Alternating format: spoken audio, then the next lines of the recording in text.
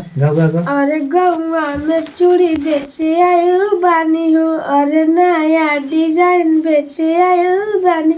चूड़ी हरावारे चूड़ी हरियर पहना दे चूड़ी हरावारे चूड़ी हरियर पहना दे बानी हो नया डिजाइन बेचे आयल बानी हो। गा मस्त हम गा फिर वो मुंह खोल गा बढ़िया से।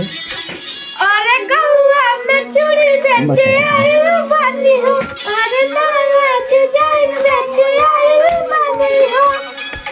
तो हटवा के चलो हाली चूड़ी हरावारे चूड़ी हरियर पहना दे चूड़ी हरावारे चूड़ी हरियर पहना दे। फिर से अरे गौवा में चूड़ी तू गई अपन मन से बंद ना बंद गा। अरे गौवा में चूड़ी बेचे आयल बानी हो और नया डिजाइन बेचे आयल बानी।